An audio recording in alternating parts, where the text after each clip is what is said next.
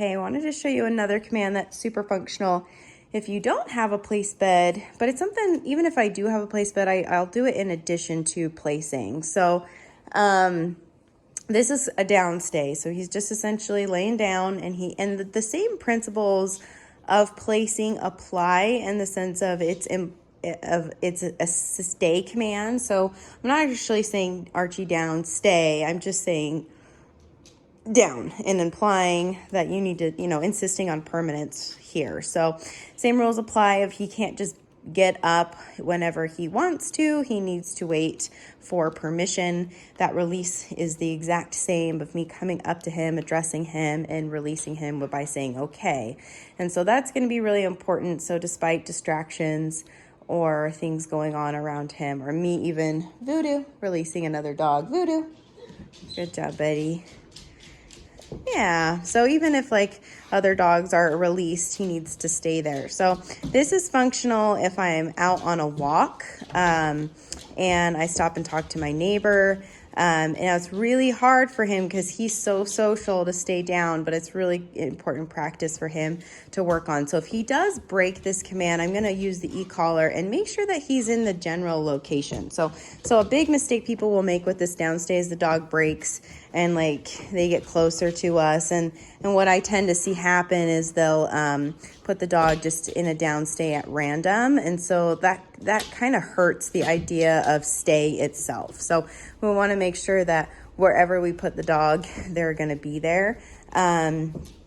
If it's a couple inches or whatever, that's fine. But we want to make sure that he's staying put where he's supposed to be. Now, Archie loves Voodoo, so they play really well. And so this is like a big temptation. And so I really like to practice these things around where I know he's going to struggle more. So we want to make sure that we're pushing him to the point where he can still be doing these things. Voodoo, despite me calling dogs. Voodoo, good boy.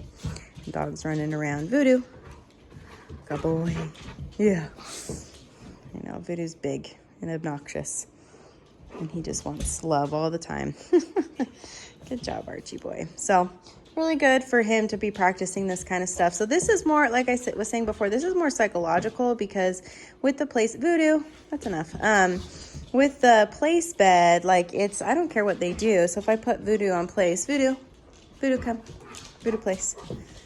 Voodoo can do whatever he wants. Like if he lays down, Voodoo place, as long as he's on there and he's committed. So he wasn't quite committed, and so it corrected him there. But as long as he's there and committed, I don't really care what he does. So that applies with Archie too. But with the downstay, it's your butt needs to be on the ground, your elbow needs to be on the ground, and it's anywhere. Like I don't need a different surface. I don't need a doggy bed. I can just do it right on my driveway, right by the neighbor's house, right with a dog outside barking at us. And so this is really functional for him. Now, some things I practice with this is picking up the leash. Archie down, because what tends to happen is they want to go. And so I corrected him there as he broke. So I pick up the leash a lot. Good job, buddy. And he fixes it. Good. Archie, heel. Good. And then let's say I am taking him for a walk. Archie, heel. Good boy. Good. He's healing with me. Archie down. We'll go outside and do this a little bit easier. We don't do a ton of healing in the house, but we do lots of stay commands and coming when called. So if he's laying down, it can just be anywhere. So if I drop the leash, if I pick up the leash, the release word needs to be the exact same and how we do it. So there's no confusion. Okay, Archie. Good job, buddy. Good boy. Really good for him.